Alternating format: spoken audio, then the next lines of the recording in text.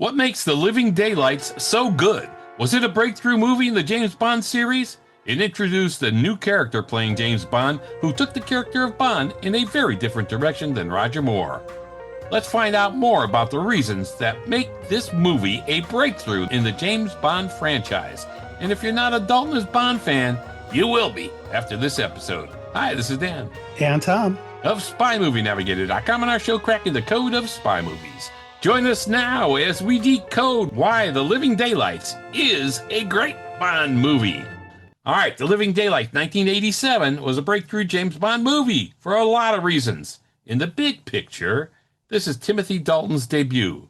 Dalton's first appearance as Bond, bringing a more serious and realistic portrayal compared to Roger Moore's lighter, more comedic take. And when you look at Dalton as Bond, we are in a different Bondian universe.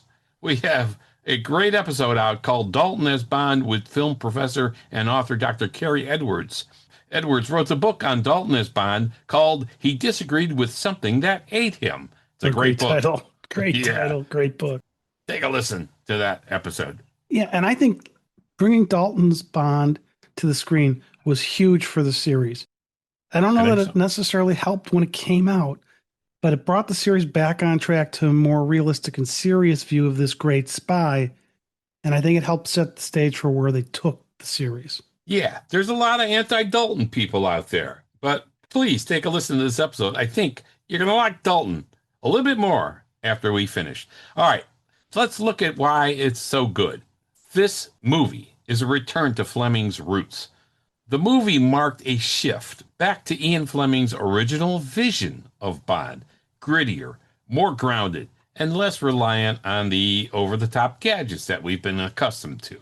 Yeah, and like I just said, without Timothy Dalton setting this tone, we might not have gotten Daniel Craig's James Bond portrayal. But true. I'm not sure. That might not have been a good thing anyways. Oh, jeez. All right. Hi. All right, Fleming once said in an interview, "I didn't intend Bond to be likable." We have a video on that on YouTube. Check it out. It's a great one. And when you read the Ian Fleming novels and the short stories, James Bond is indeed a blunt instrument of the government, as Fleming describes him. He's a tough, cold-hearted assassin who will do whatever it takes to get his mission done for his country. He's more ruthless than a womanizer in the novels. Fleming said, in general, Bond is with one woman per story in the novels. The movies made him a lot more of a womanizer. So this Timothy Dalton interpretation of Bond, and it is said that Dalton read all of the Fleming works of James Bond prior to taking on this movie. It's a refreshing take on Bond and more in line with the Fleming concept and intent. Yeah, and one of those books that he wrote really was the short story, The Living Daylights, that they kind of based this on.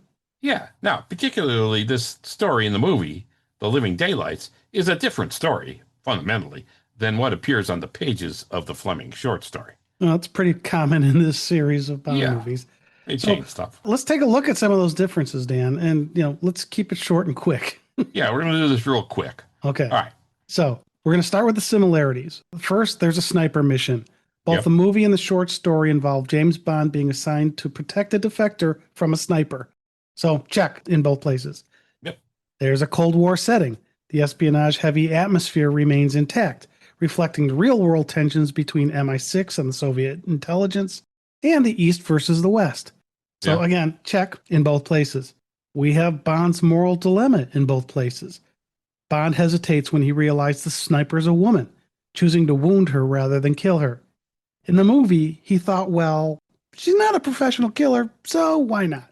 Yeah, no, I didn't think his reasoning made a lot of sense there, but James Bond can't kill a beautiful woman that early in the story. Come on. Okay, I'll agree with you. Especially Miriam Dabo. Come on. All right, so let's switch and look at the differences between the short story and the movie. In the movie, we've got a heck of a lot more expanded plot. The short story is a very brief, focused mission, while the movie builds an entire narrative around the arms smuggling, Soviet defectors, and Afghan resistance fighters. The short story is about 25 pages total. James Bond really disobeys orders in the short story. Oh, go figure, huh? James Bond. Yikes. Her code name in the story is Trigger. Bond chose not to kill her in both, but the story in the movie is very much expanded. Now let's look at the character development too. The movie introduces Cara Milovi as a love interest, whereas the short story's female sniper remains a minor character. Cara's occupation as a cellist is an homage to Ian Fleming's stepsister, Amaryllis, who was a well-known cellist. So that's kind of cool. That is. That is. And let's look at the action sequences. The movie features large-scale action scenes, including the Gibraltar chase and the cargo net fight, which are all absent in the short story. It's hard to get all of that in a short story, Dan. And, Well, yeah, especially the short part. Yeah, that's the word short story. And they actually did these very well in the movie. Now, about a month ago, I actually went past Gibraltar on a cruise ship.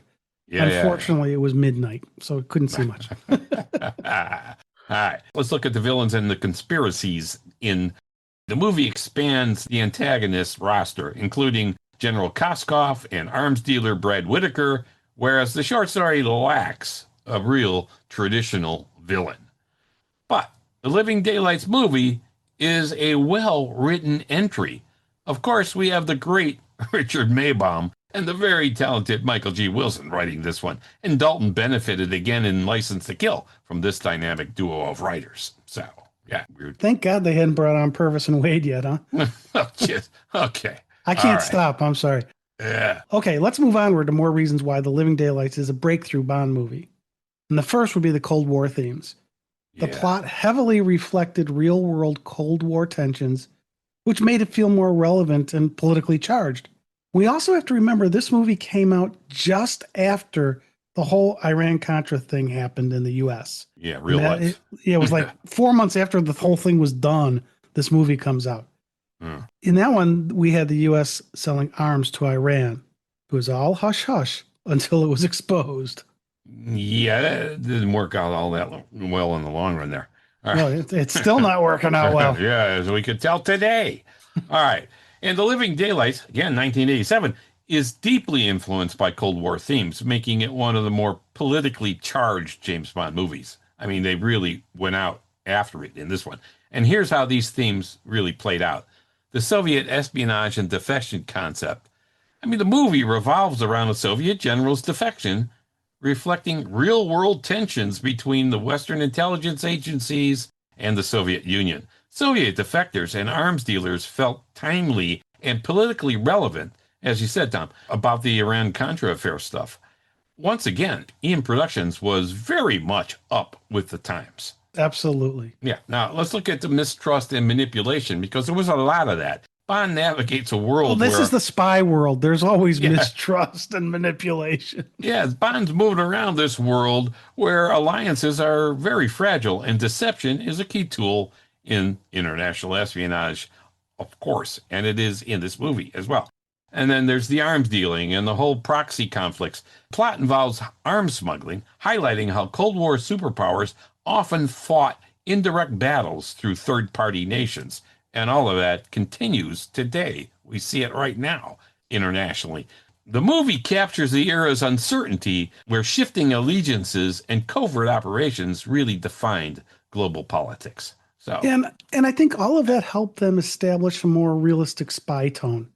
So unlike the Roger Moore type movies, this one leans into a grittier, more grounded portrayal of espionage, reflecting the seriousness of Cold War intelligence work. yeah. And I also think they do a really strong job here on character development. Bond's relationship with Cara Milovi is more emotionally engaging than many previous James Bond romances. Yeah. It felt like Bond actually cared about her. Sure, there were other Bond missions where Bond appears to care about the leading woman. He did go back to save Honey Rider. He did fall in love and get married. Yeah. Come on, you got to count that. Right. But here, there might be some other instances out there, but here, this kind of really seems to be like a pure emotional attachment he's got. Yeah, if we could ever use that expression pure about a James Bond relationship with a woman, yeah, okay, this would be about it. Okay.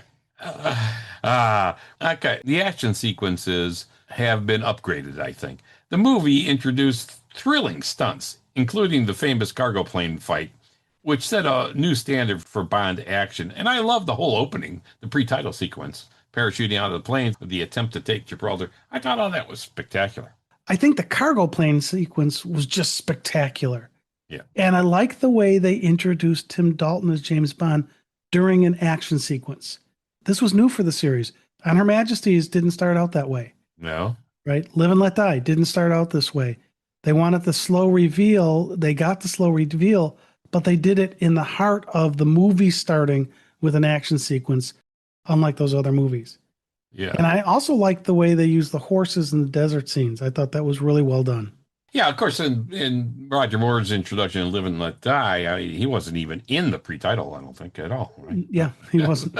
That was really a slow reveal. All right. These elements, I think, that we're talking about here make The Living Daylights really a fascinating snapshot of the Cold War era spy fiction. Now, it was a turning point for the franchise. You got to look at it as that, because it was. It was paving the way for a more serious Bond era. I agree with you, Dan. And I think a large part of that comes from Tim Dalton's serious take. He brought a more grounded and intense portrayal of James Bond, moving away from that campier style of Roger Moore. Yeah. And we've a said that, lot of people had a problem with that, though. They thought, oh, no, we like the Roger Moore campy stuff. And now this guy goes 180. well, they had it for 12 years, so that was what they were used to. I mean, we always say the Bond you like tends to be the one you saw first, right? Yep. Right. Now, we've talked about the Cold War stuff here a couple times. We'll continue talking about it. It's so important to this movie. The intrigue here, this plot involving Soviet defectors and arms dealers and money moving around in diamonds. And it felt timely and politically relevant, especially with the timing around Iran-Contra. I just love the fact that they did this because they're staying on topic, which EM Productions does. They do a good job of that. And really, a lot of this stuff was happening in the real world. I mean, defections and stuff. It's like, this happens all the time. So they were good in capturing this story. Like I said, the writing was very good here. And then you got the action sequences we talked about, from the Gibraltar chase to the cargo plane fight. The movie just delivered high-stakes action. We've seen tons of terrific action sequences in previous James Bond movies, for sure. The producers really did put everything and left everything on the screen. Like Harry Saltzman always said, hey, give them their elephants. Let them have fun. He used to book circus acts in Europe, Saltzman. And they took away the elephants because they were too expensive to feed and ship and stuff like that. So they took away the elephants, and people, they lost interest in the circus. So that's what Harry's saying always was, that, hey, give them their elephants. And they did. All right. Let's dive into these action sequences a little bit more, Dan. All right, let's look at the Gibraltar chase, because that's fantastic. The movie's pre-title sequence is just so spot on and introduces us to a new character playing Bond. The entire pre-title is well done. From the acting to the storyline to the cinematography and the action, just perfection. And they teased us with a couple of other agents that looked like other James Bond actors. You all recall that, right? Before we see Dalton for the first time, one of the 00 agents, though we don't recognize his face, he has this whole Roger Moore frame to him. I thought that was clever. We kind of turn and go, what? Wait, that can't be Moore. And the other 00 has a very distinct George Lazenby look to him. So as we moved away from those two actors, this was a clever little twist to surprise us and play with us a little bit as we watched the pre-title, wondering, okay, who is the James Bond here? So that was cool. Yeah, the entire assault on Gibraltar was really well done. The Land Rover chase, which really sets the tone for this more serious Bond. The plunging off the cliff, the parachuting onto a yacht, where he introduces himself to the beautiful woman who owns a yacht as Bond, James Bond. I mean, it's just fantastic. So this pre-title here gets an A. It's all good, and it sets the tone for the movie. Yeah. And I think another great scene was the infiltration of the Bladen safe house by Necros. Yes, fantastic. This was a fantastic sequence. It was spectacularly filmed. Yes. I'm not really sure we're supposed to like a henchman, other than Jaws maybe, but I'd hire Necros to be my henchman at any time if I needed a henchman. He was fantastic. He was just terrific. Every scene he was in, he was excellent. So we visited the real location of the Bladen safe house, which is Stoner House, where the Stoners have owned it for over 800 years. So this scenario where Nikros, and played by, of course, Andreas Wisniewski, where he recaptures General Koskov, Jerome Krabbe, is spectacular. When the windows get blown out, well, they put in special windows to do this. They didn't blow out the 800-year-old windows. But the entire infiltration, including killing the milkman, the fight in the kitchen, the fight out of Bladen, and the helicopter escape, man, all first rate. Fantastic. Yeah, and I absolutely love using the milk bottles as explosive devices. Yes. I mean, it's fantastic. You have something so unassuming, and yet it becomes dangerous. Mm-hmm. And I also wonder if this was a wink and a nod to the milkman in Hitchcock's movie, The 39 Steps. Oh, yeah. Remember that? A milkman helped Hannah escape in that movie. Here in The Living Daylights, a milkman helps Koskov escape. So Yeah. in the Not 39 willingly. Steps, Not willingly. well, that's true. Not the real milkman here. Anyway, there's a wide shot of the front of the manor taken from the top of the hill with an open field below. We saw a huge herd of deer from that same hill when we were there. It was beautiful. I mean, the estate is just gorgeous. So that was a perfect location scouting effort by the team. Yeah, and a site that I would highly recommend if you're doing filming location tours to take in. Absolutely. Absolutely. And then you got the cargo net fight. In one of the most intense scenes, James Bond battles Nekros while hanging from a cargo net attached to a Hercules plane high above the Mojave Desert. This was so well done and one of the most memorable Bond fight scenes with a villain in any of the Bond movies. So this was great. This had to influence, we think, at least the ending of Die Another Day. Yeah, Purvis and Wade just ripped that ending right out. Oh, jeez, another Purvis and Wade. All right. And then you got the plane escape. Bond and Cara Malovi make a daring escape in a cargo plane, leading to a mid-air struggle that keeps audiences on the edge. Again, very, very well done. Cinematography, well done. All of it. Excellent. There you go. Let's talk about the music. We always like to mention the music a little bit here. Does it have a memorable score? Yeah. John Barry's soundtrack, including the theme song by a-ha, added to the movie's distinct atmosphere. The music was well received in general, though some loved the a-ha theme song and others hated it. Some thought it was very 80s and so it was good. Others thought it did not capture the real James Bond spirit. And John Barry and a-ha, they didn't get along all that well. Songfacts reported that John Barry compared working with a-ha to, quote, playing ping pong with 4 balls. He was not thrilled with them. Now, this was John Barry's 11th and final Bond soundtrack that he scored. Wow. But the choice of a-ha was in keeping with James Bond keeping up with the times. a-ha was a popular band at that time.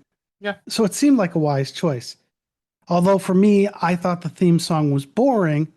And I think a lot of the people who were not all that enthralled with it wanted Shirley Bassey again, like me. Yeah. That would have been good. But Eon Productions keeps up with the time.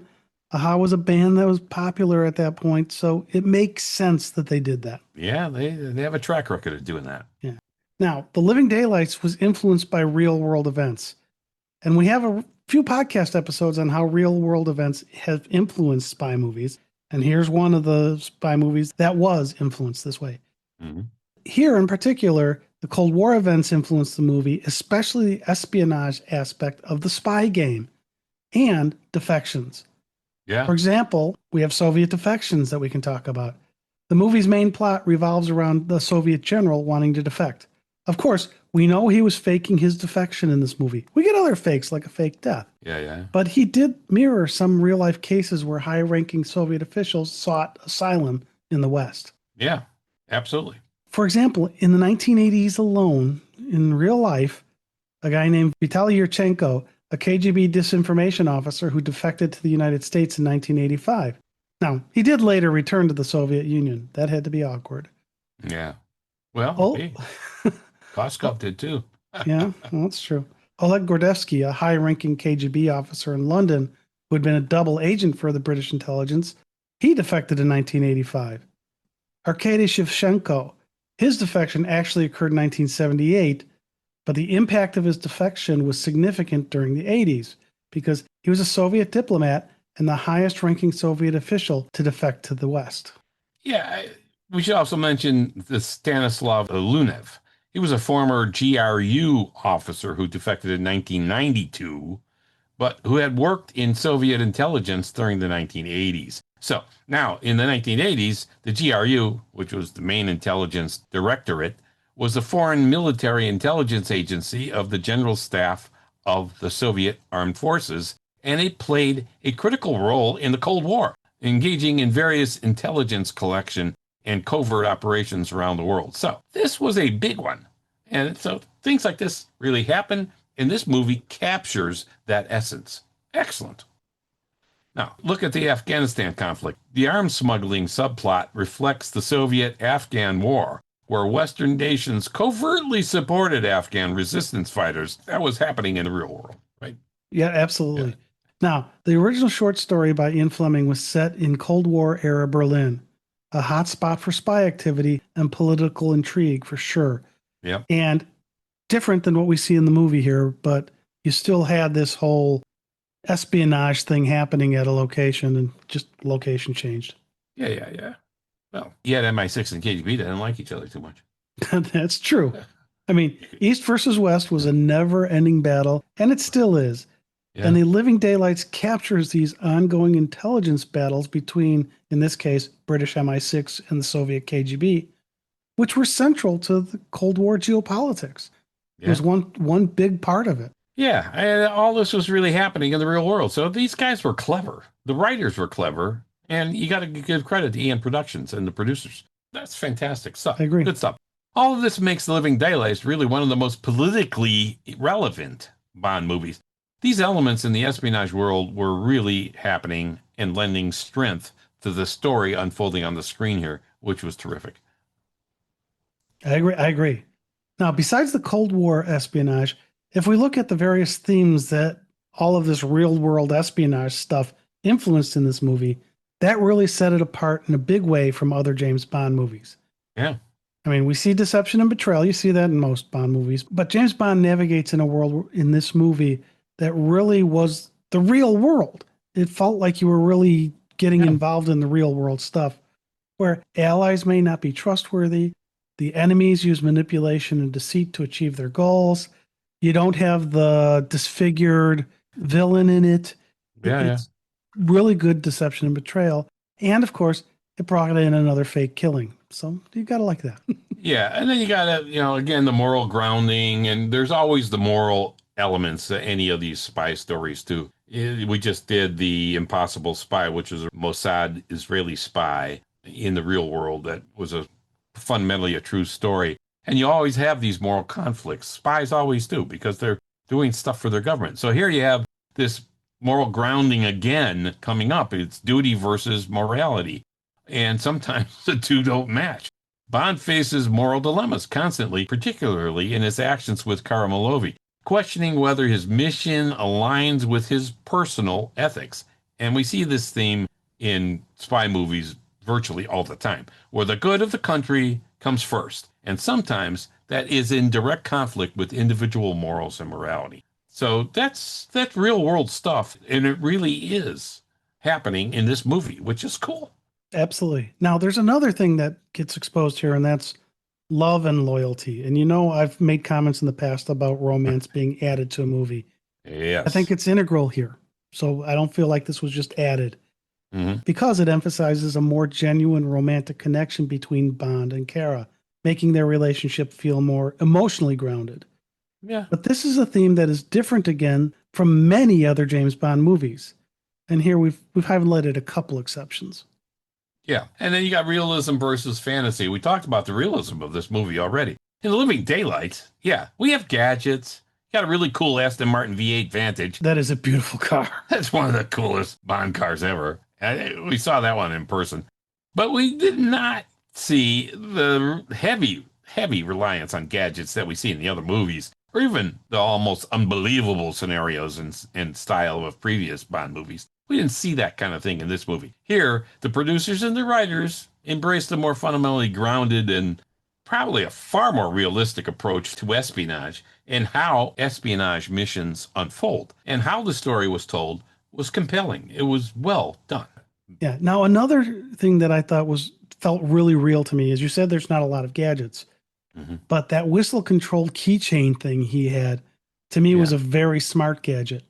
It was used multiple times in the movie, It was a yet smart gadget. yeah, each time it was used, it seemed natural and realistic. Yeah, And I that was really well like done. that. Yeah, that was good. And coming off 7 Roger Moore James Bond movies, Timothy Dalton, like we said, it was a 180-degree turnaround. Some people welcomed this change, while others thought Dalton went way too far on the noir side of the Bond world. Too tough, too not witty, not fun, whatever. Everyone has their favorite actor who played James Bond, and while not always true, many times it's tied to the era in which the fan grew up. If you grew up with Connery, you love Connery. With Brosnan, you love Brosnan, and so on. Not always, but a lot of times that happens. But here you have Dalton taking on a different aspect of Bond. Again, some people did not like it, but when you look at the whole piece here in the entire movie, The Living Daylights, it's so well done and so believable that I think it's outstanding. Oh, I agree. And I think there's some pretty interesting tidbits behind the casting of Timothy Dalton here. Because we know that Pierce Brosnan almost played Bond until NBC shockingly renewed Remington Steele for another year on Yeah, the last day their contract allowed them to do it. They yeah, held off, they held off, and then they brought him back. yeah, Brosnan could have played Bond in 1986, and Eon wanted him. But because of Remington Steele, the deal was off because Remington had this contract with him. yeah. Well, there were rumors that NBC tried to work a deal with Eon about Brosnan playing both Remington Steele and James Bond at the same time.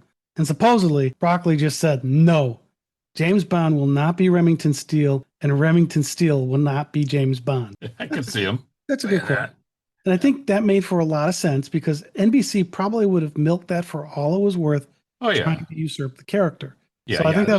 that was a good call on Broccoli's part. Yeah, absolutely. Would have been no benefit for the Bond franchise, really. Would have been for the Remington Steele guys. Yeah, absolutely. So this whole thing delayed Brosnan from becoming James Bond until 1995, 9 years later, in GoldenEye. Meanwhile, the long road to James Bond for Timothy Dalton came to the door of Eon, finally. We know that Dalton was considered for the role before, and Dalton himself, at the time Ian wanted him the first time around, he himself was too young for the role of James Bond. So here's a guy who said, hey, you want to be James Bond? And he's like, no, I think I'm too young for that. Turning down James Bond. I mean, that's pretty wild. That's Yeah. pretty wild. But finally, probably after several considerations, Timothy Dalton became James Bond in the 1987 movie here that we're doing, The Living Daylights. So, wow. And he It's, naturally helped shift and shape the future of James Bond movies. He wanted this shift to more realism. He wanted Bond to be grittier. Although he also wanted like Bond to wear like the leather jackets and stuff instead of always being in the tux. yeah, yeah, yeah. So he wanted Bond to be much more grounded and almost more mature as an agent and as a person. And again, as we said, without a doubt, setting this more serious tone with some humor, but not that much, laid the foundation for moving into License to Kill in '89. Yeah. And immediately it impacted that. So here's a couple of things. One thing you said, about the tux thing, and he was in different kind of clothing. And, Roger Moore did that kind of thing too. He wore strange stuff, I think, as James Bond, the safari jackets and things. It's like, okay, whatever. Here, you have he is in a tux eventually or whatever. You see him in a tux, you see him around in tuxes and so on. License to Kill, he does the same thing. He was like thrown into the situation. So there's reason why he's not in tuxes all the time. He was like visiting his friend for the wedding, Felix Leiter's wedding in the Keys, and didn't have all the kind of stuff with him. And so he's like, okay, he's more casually dressed and so on. So I think that was kind of cool here too. And then actually the script had been written before Dalton was cast for Bond. And after he was cast, a lot of the humor was removed from the script. So we interviewed, like you said, Cary Edwards, who wrote the book. He disagreed with something that ate him about the two Dalton movies. And in it, he even says that some humorous scenes were left in and shot, actually, and later removed, like the magic carpet ride over the rooftops in Tangiers, which I'm glad they left that one out. You can see that scene in the Ultimate Edition DVD set. So, yeah. adjusted for the seriousness Dalton could bring to the role, and it worked. Yeah, and I read somewhere that Dalton actually thought they cut too much from the movie. So I don't know. Maybe he wanted that scene back. Oh, nah, not the magic carpet. I don't think he would have. Yeah. No, I'm glad they cut that one. All right. That did kind of feel Roger Moore-esque Yeah, yeah, when you because you can see that clip on YouTube and it's like, yeah. You oh, could see it on YouTube. You could see yeah. it on DVD collection, the Ultimate Collection. Yeah, it's yeah, Well, silly. and if you think about the Roger Moore less gritty movies, and you think about this one, this brings me back all the way to one of my favorite James Bond movies, From Russia with Love. There's Yes, international intrigue in that. James Bond was quite grounded in that one. There wasn't a ton of humor there. right. And Roger took James Bond in a different direction. So to me, it was great to get this switch back. Yeah, and certainly without Dalton's take on Bond, like we mentioned, the Daniel Craig take would have not been as smooth. I mean, really, yeah, yeah, that would have been rough. Well, yeah, but Craig had the luxury of coming in with a Fleming novel, a full novel with Casino Royale. So you had a very Fleming-esque story to start with there, and you had Yeah, a yeah, whole story. Yes, they that's true. changed the game Yeah, from Baccarat to Texas Hold'em, but there were very few that helped. changes. That had to help a lot in Yeah, getting the Craig acceptance factor up there yeah, as and, he did that. and that was a spectacular movie. That was a tremendous movie. That was Craig's best outing as Bond. I mean, that Casino Royale was one of the best overall Bond movies ever made, I think. All right, back to the Living Daylights. The Living Daylights also made the Bond missions more politically relevant and interesting, with more Cold War issues, which paved the way for movies to come like GoldenEye, which dove into post-Cold War espionage and geopolitics. A lot of things built upon what the Living Daylights did. And then the focus in the Living Daylights on geopolitical issues and global settings, I mean, including Afghanistan, Tangiers, Vienna, and more, it created a deeper dimension for future James Bond movies to dive into, like Craig Skyfall, Spectre, and others. So, again, a lot that came after owes some homage to the Living Daylights. Yeah. Now, one of the things I thought was interesting was what we've read is the ending was going to be much more brutal and dark, even with Koskov maybe even getting killed by Bond directly. Instead, they decided this is already a pretty dark movie, so they toned it down for Koskov with the KGB and his fate unknown. Although Yeah. Pushkin does say something like he's going to be sent back to Moscow in a diplomatic bag. I Whatever wonder that what, was, it wasn't going to be a good one. I wonder what that could mean. Diplomatic bag. Oh my gosh. Yeah, well, it wasn't a body bag at least. Another scene where they lightened it up a bit. Not humor lightening up, but lighting up, making it less dark, is what I mean, is when Saunders gets killed. You remember when Saunders gets killed in the amusement park? It turns out that they shot a much more dramatic version of Saunders getting cut up by the doors and stuff.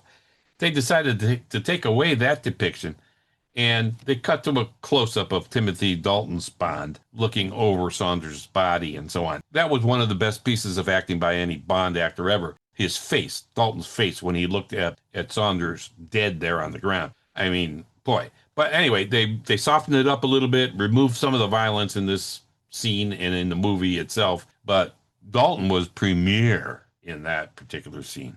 Yep, I agree. Now, there's also a fake death in this movie, and we've seen fake deaths in multiple movies. But for me, this is the best fake death that we see in the Bond movies, the way they filmed it and the reaction to it, and the way that Pushkin opens up his eyes. It reminded me so much of the movie The Sting when he, quote, gets shot, end quote, in the fake horse betting parlor at the end of the movie. I just totally, it was like, wow, that feels very similar to me. Yeah, all right, all right. So, all in all, The Living Daylights was a major entry into the Bond universe and a real breakthrough movie for the Bond franchise. It certainly influenced the Brosnan and Daniel Craig eras to come. The bottom line is, we wish Timothy Dalton would have done more Bond movies. We really liked the way he did this character. Yeah, The Living Daylights is a standout. We loved it, and it is a gem in the franchise offerings. So, if you're one of those who does not like Dalton as Bond, give The Living Daylights another look right now. All right, that's a wrap of our decoding of The Living Daylights. Let us know if you agree or disagree with our take. This has been Dan And Tom. of SpyMovieNavigator.com and our show Cracking the Code of Spy Movies. Help us out and subscribe to our show through your favorite podcast app. We are everywhere. Thanks for spending time with us. We appreciate it.